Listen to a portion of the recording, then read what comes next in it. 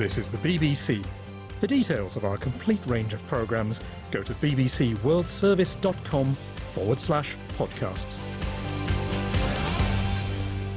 Welcome to the latest global news compiled in the early hours of Saturday, the 30th of December. I'm Valerie Sanderson with a selection of highlights from across BBC World Service News today. Coming up, in Iran,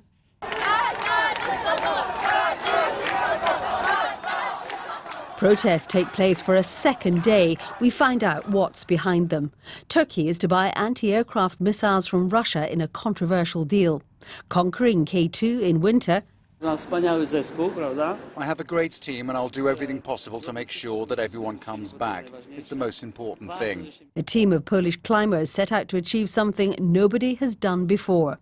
Also in this podcast, churches in Tanzania have been told they could be shut down if they meddle in politics. And pioneering research on dogs could allow damaged bones to be rebuilt in humans. Well, clearly we want to look at treating more dogs who have had broken bones, but also looking at other areas, so things like joint fusion, where they've had a tendon injury and they need their joint held together so they can walk properly. But first, in Iran,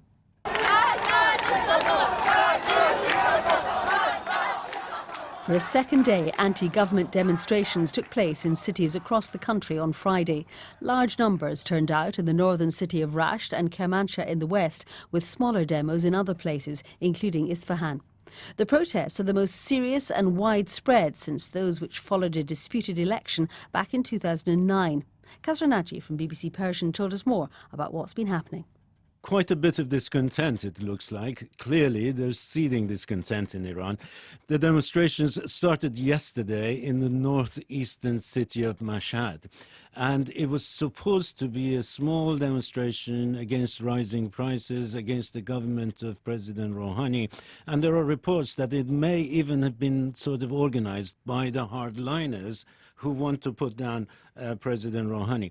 But that demonstration quickly got out of control. It became a lot bigger and it became a lot more political. The slogans sort of went beyond the economy. They were shouting slogans against the clerical regime. They were shouting slogans against Iran's supreme leader. We haven't heard that kind of thing for many years. And that demonstration spread to a few other towns around Mashhad. And today they spread to all the big cities, most of the big cities in Iran, throughout the country, up and down the country. But let me also add that the demonstrations remain small in terms of numbers of people coming out on the streets. Like there are a few thousand here, 5,000 there, 10,000 here, a few hundred even in some town. But they are very widespread and they are throughout the country and they're very political. They're undermining the whole regime. They're calling for the clerical regime to go away. They're calling on Iran's supreme leader to step down. So these are very new things that we haven't had since 2009 presidential elections, when millions of people came out on the streets claiming their votes had been stolen, and we saw quite a lot of unrest then. And do you think it's taken the authorities by surprise? I think it has. They didn't expect this, and you can tell by the signals and statements from various people. And interestingly, people around President Rouhani are taking this as having been triggered by the hardliners. They're saying that, watch it, when you start this thing, this kind of thing, you never know who will control it in the end. Kasra Naji from BBC Persian. Russia has signed a multi-billion-dollar deal with Turkey to supply it with an advanced air defence system. It's the latest in a series of moves by Turkey to boost its defence capabilities against threats at home from Kurdish and Islamist militants and conflicts abroad in Syria and Iraq. There are fears that data gathered by the system's powerful radars could be passed on to Russia. I asked our defence and diplomatic correspondent Jonathan Marcus why Turkey has signed up to a deal which is costing the country a reputed $2.5 billion. Well, Turkey lives in a very, very unsettled neighbourhood. It's come under a potential missile attack from some of its neighbours in recent years, so much so that NATO has had to deploy systems, defensive systems, to Turkey to assist it in countering those threats. So it wants weapons that can take out both incoming ballistic missiles and aircraft. It was looking at a Chinese system some years ago. That caused a lot of unease within NATO.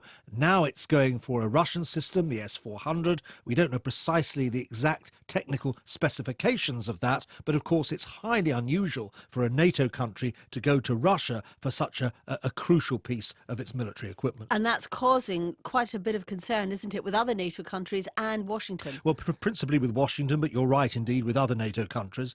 The problem, of course, is that an air defence system, the radars, the missiles that intercept things at different altitudes, all need to be grouped together into a coordinated system.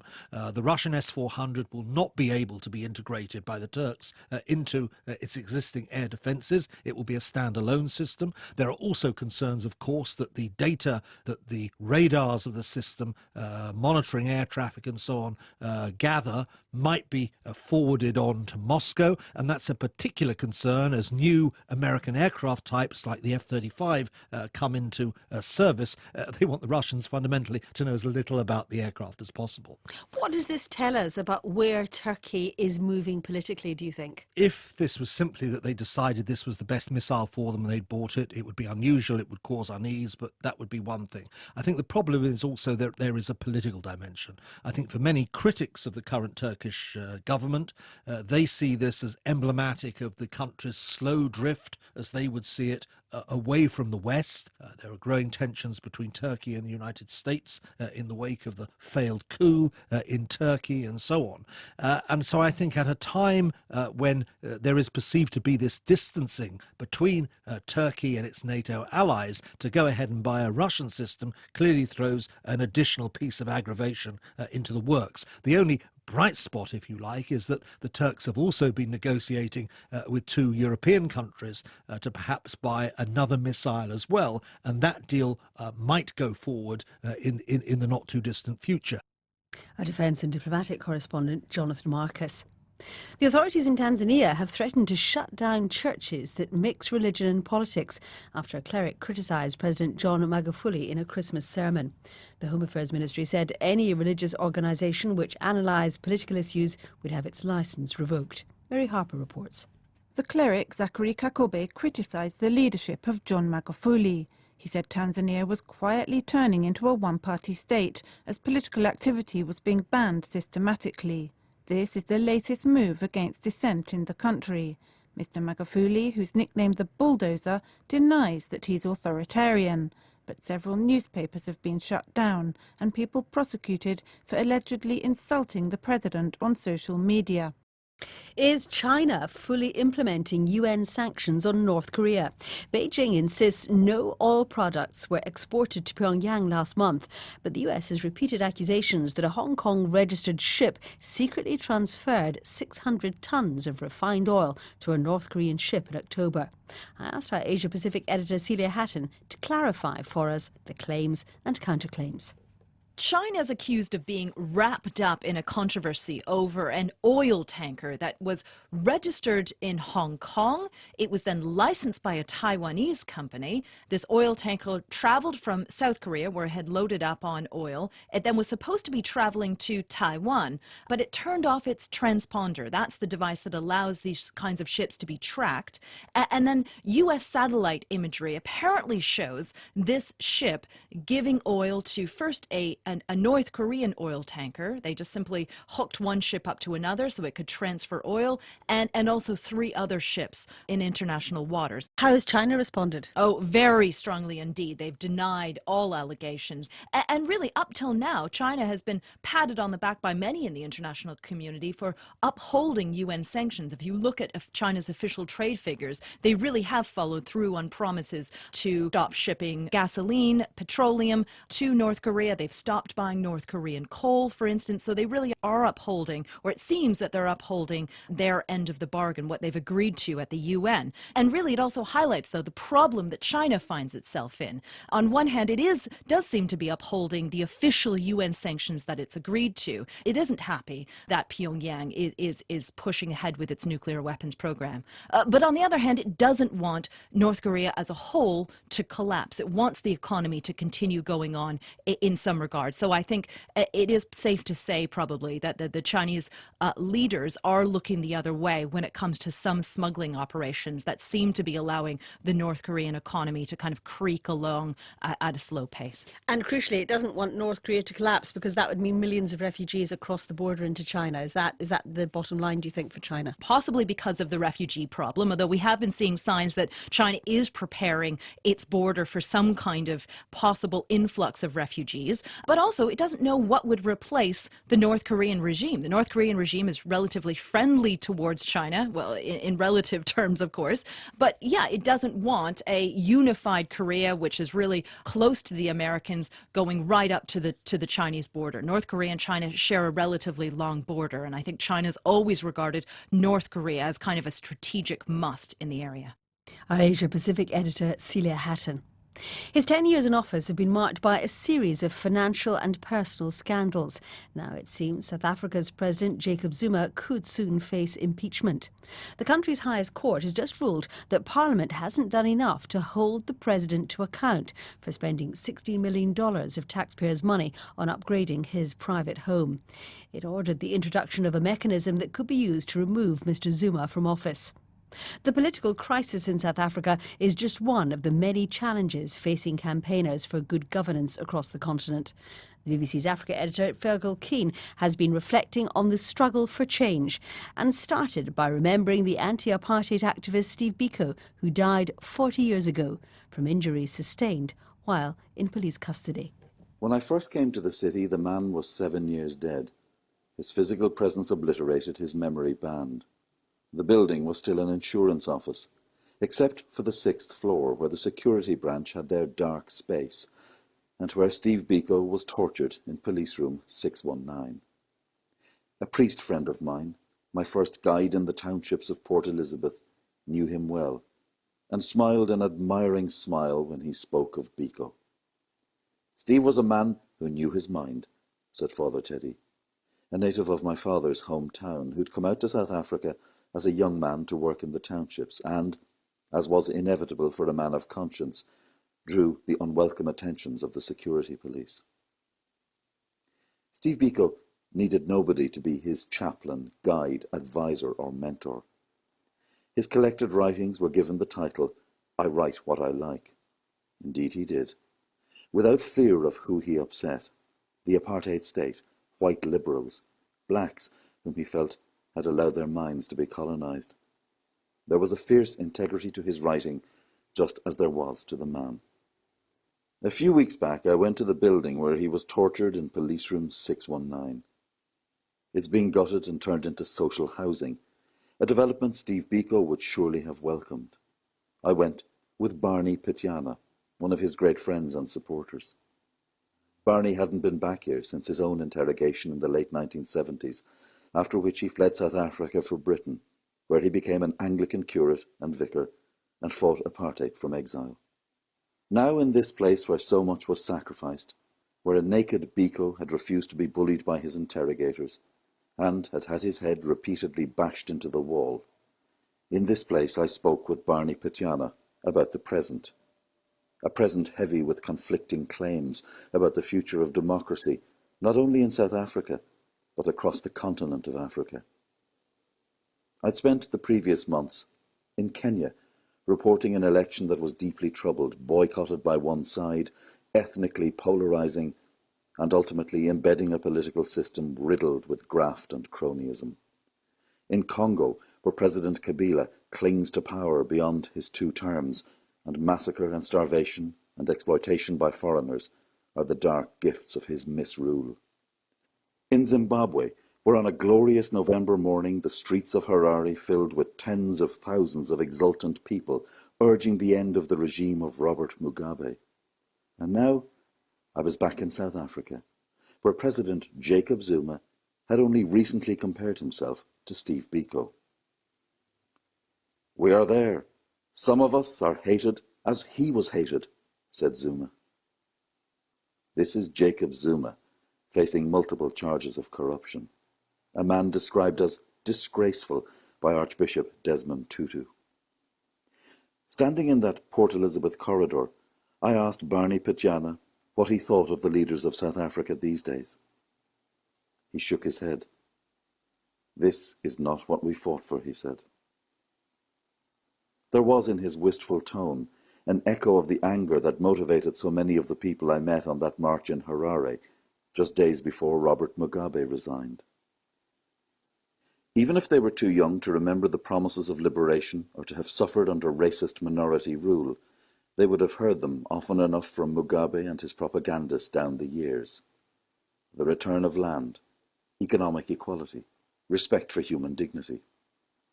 All of this while their living standards plummeted, while gangs of party thugs terrorized them, and the president and his close associates gorged themselves on the common wealth.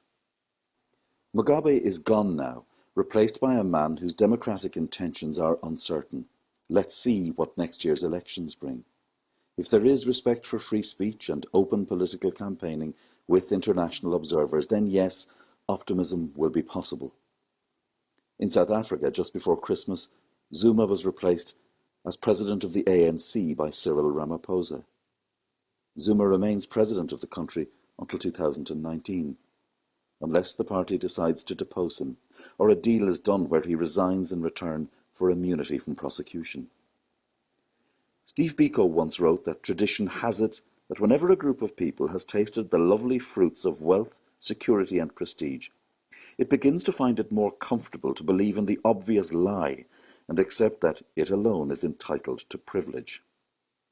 Biko wrote this about the appalling and often murderous selfishness of the white elite in South Africa. But you can apply it in much of Africa these days. Yet I do believe that the crooks and dictators sleep much less easily nowadays, because of the immense energy of African citizens devoted to changing their societies. I realize I tend to press this point a lot, but only because I believe it is valid, evidentially based, a counterweight to the pessimism that Westerners can too easily and patronizingly embrace. The spirit of Biko, rigorously honest, willing to confront state power, the spirit of a liberated African consciousness, lives in Kenya, Congo, Zimbabwe, South Africa, and many more places. Watch for it, listen for it in the year to come. The BBC's Africa editor, Fergal Keane. You're listening to Global News, the most important stories and the best interviews and on-the-spot reporting from the BBC World Service. And every weekend you can hear a review of the week's main news stories and why they matter. That's in the world this week, and the programme is also available to download from our website at www.bbc.co.uk/programmes. More than 8.5 years have passed since the end of the civil war in Sri Lanka. Rights groups say tens of thousands of Tamil civilians were killed in the final stages of the conflict between security forces and Tamil Tiger rebels, known as the LTTE. The Sri Lankan military is accused of carrying out atrocities against the Tamil population. Speaking to the BBC, the current army commander, General Mahesh Senanayake, said his forces were ready to investigate the charges if there's any credible evidence. Our South Asia editor Anbarasan Nithirajan reports. The scars of the ethnic conflict still haunt Sri Lanka. Earlier this year, the UN criticized Colombo for slow progress in addressing war crimes and past human rights abuses and said the international community was running out of patience. The Sri Lankan army chief, Mahesh Senanayake, told me that the outside world hadn't recognized their efforts to reintegrate thousands of Tamil Tiger rebels who surrendered after the war. You have to see what really happened there. More than 300,000 people came and joined us. Same time, 13,000 plus LTT ex-cadres surrendered, and we have rehabilitated and reintegrated them back to the society. Why do not people talk about those? I'm not trying to say that we have done it and I want to cover it. But a number of family members of those Tamil Tigers, they were accusing the government that they were taken while they were coming out of the area. They've never heard anything about them. That is one group of people only tells that. That's why I said 13,169 who surrendered were rehabilitated and they've gone back. So what is the number that people talk about saying that families say that he was? All hearsay. They were never there. But we reunion families. The number of post-conflict assistance we have given in the North and East, you cannot just count that. The repeated denials by the Sri Lankan authorities have failed to satisfy the international community and the Tamil population. The issue is expected to be taken up again in the next UN Human Rights Council meeting. Tamil political leaders say the government may have won the war, but it is yet to establish peace and reconciliation as their concerns and demands haven't been addressed. For the United States, there was, of course, a major political shift at the start of the year as billionaire Donald Trump took control of the White House. His arrival in the Oval Office was marked by some forthright opinions about the future of the world's largest economy. So, how well has that economy fared during the year, and what can we expect in 2018? Samira Hussain reports from New York.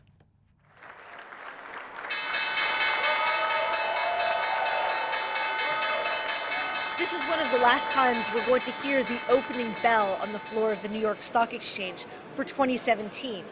Now, when talking about the U.S. economy, it's really hard to ignore stock markets and the record-breaking year. The Dow Jones Industrial Average has had 70 record closes. 70! So why is there just so much euphoria over here?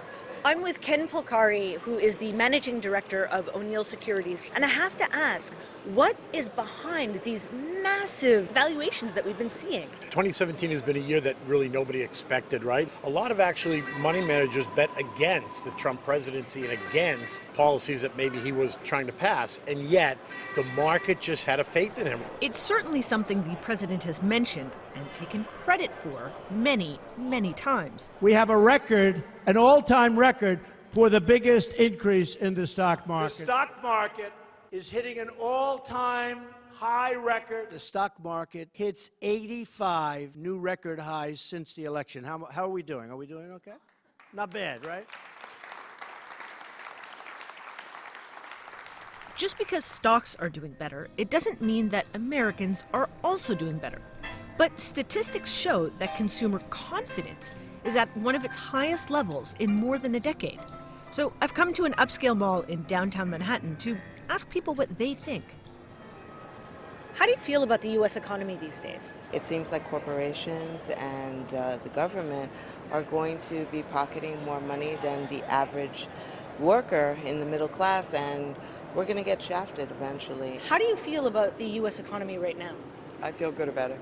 I feel like it's a good economy, it's doing well, companies are doing well, people are opportunities for jobs. I think the economy's doing well and will be doing better. Some are feeling the economic cheer, but others are clearly not. So what does this mean for 2018?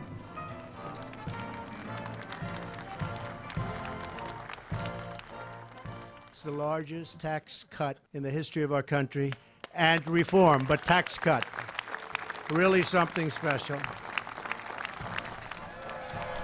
The long-promised tax bill. It will certainly have an impact on the economy going forward. U.S. chief economist with S&P Global Ratings, Bethan Bavino, believes it will contribute to growth in 2018 and even into 2019. But beyond that, it may actually start to weigh on the economy. This tax package is not debt neutral. I believe that you're looking at maybe about $400 billion in economic activity generated from the package, but it's going to cost over close to 1.5. So that means for every dollar spent by the U.S. government, we're only getting 30 cents back. Okay, but what about U.S. markets? Surely they will continue to shine. The market always looks 4 to 6 months out. The market today is not trading today, it's trading on expectations. I'm not necessarily saying that we're going to be up another 30% year to date, but I also don't think we're going to see a crash higher. Strong markets mean Mr. Trump will still have one of his favorite economic indicators to boast about. If, however, the rest of his economic aspirations don't pan out, well, that could pose problems for what could already be a tricky midterm election at the end of 2018. Samira Hussain reporting from the US. It's known by some mountaineers as the impossible dream to reach the top of K2, the world's second highest mountain, in winter. But now a group of Polish climbers have set off on a long-planned expedition, hoping to be the first to reach the summit. Jonathan Blake has more. It may be the world's second highest mountain, but compared to Mount Everest, K2 is regarded as more difficult and more dangerous to climb. Its summit, at 8,611 metres on the China-Pakistan border, has been reached by 306 people, but never in winter. 3 serious attempts have been made, but the mountain's notoriously treacherous conditions have forced all to be abandoned. At least 80 people have died trying to reach the summit of K2.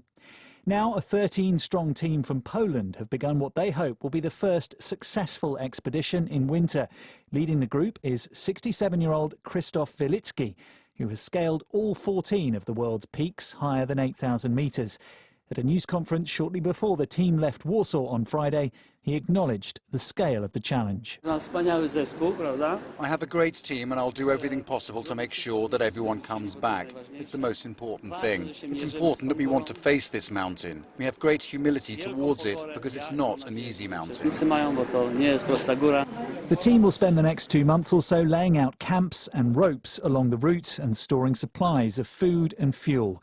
On K2, winds can reach hurricane strength and temperatures fall to minus 45 Celsius. The team will wait for a window of relatively good weather and set out for the summit, in the hope of achieving something which for others has so far proved impossible. Twice a year, Queen Elizabeth announces a list of people to be publicly honoured. The New Year's Honours List has just been announced, and Ringo Starr, one of the last 2 living members of the Beatles pop group, has been made a knight at the age of 77. So, who else is on the list? Our arts correspondent Vincent Dowd reports. 3, 2, 1, peace and love! Peace and love, everybody!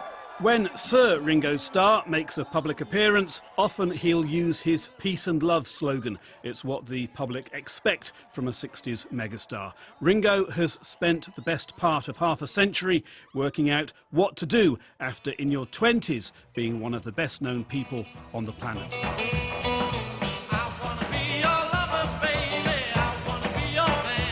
Only a dozen or so Beatles tracks featured Ringo as lead vocalist. His recent biographer, Michael Starr, no relation, says as drummer he had an unfair reputation as the uncreative member of the band. He was recruited into the Beatles for a reason, because he was known as the best drummer in Liverpool at that point.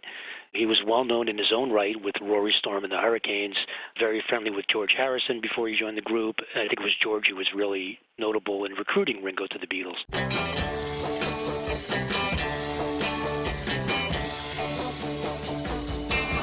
Oh yeah, I'll tell you something.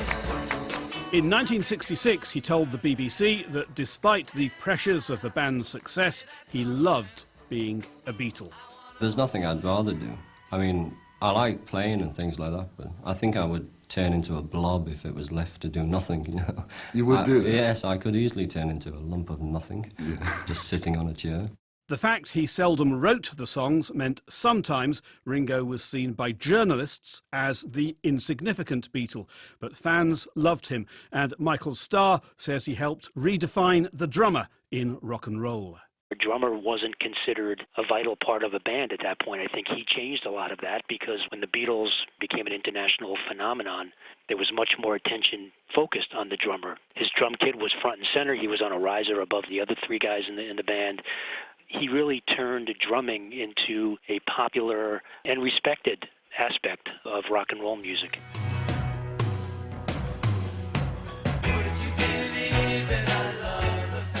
It's a long time since Sir Ringo lived permanently in the UK, possibly why he's waited so long to get a knighthood. Michael Starr says he endured bad times, but turned things around. He started to lose his way a bit, felt lost without the cohesiveness of a band.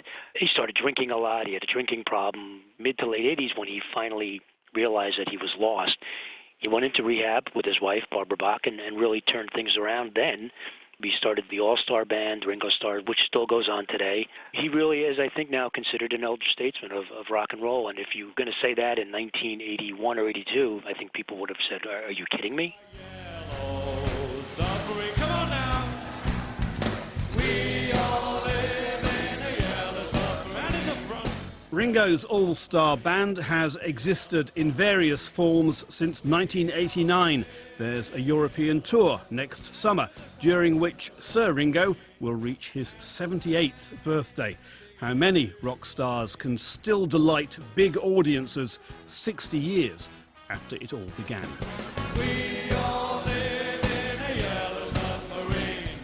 Yellow submarine. A yellow submarine. Vincent Dowd reporting there. And finally, researchers at Glasgow University in Scotland have been doing pioneering research on how to create synthetic bone tissue in the laboratory. They've developed a mechanism that allowed them to save the leg of an injured dog and are now preparing to begin clinical trials on humans. Our science correspondent Palab Ghosh has the story. Eva! There's no holding her back now. Eva, a German hunting dog, bounds around her garden with her owner, Fiona Kirkland, happily looking on. Last year, Eva's leg was badly broken after a road accident. Her vet tried everything, but nothing worked, and so her entire leg was going to be amputated. But to Fiona's delight, Eva's leg was saved by an experimental bone-growing technique. It's absolutely fantastic. We're just so pleased to have our dog back, fit, active, healthy. The problem was that blood could not get to the area around the break, and so the bone couldn't heal. But Eva's vet knew of an experimental research project at Glasgow University to artificially grow bone. Scientists coated the dead areas around the fracture with a mixture of early-stage bone cells and a growth chemical. To their astonishment, the leg healed completely within just 6 weeks. Professor Matthew Dolby is one of the researchers who developed the treatment. Well, clearly we want to look at treating more dogs and possibly even cats who have had broken bones, but also looking at other areas we can help these veterinary patients. So things like maybe joint fusion, where they've had a tendon injury and they need their joint held together so they can walk properly. The scientists were so amazed at the success they've had with Eva, they want to try out their technique on people as well as cats and dogs. They plan to be the first researchers in the world to grow bone in their lab and successfully put it into a human patient. Clinical trials are due to begin at Glasgow Royal Infirmary in 3 years' time. Palab Ghosh. And that's it from us for now, but an updated version of the Global News podcast will be available for you to download later. If you want to comment on this edition or the topics covered in it, you can send us an email. The address is globalpodcast@bbc.co.uk. I'm Valerie Sanderson. Until next time, goodbye.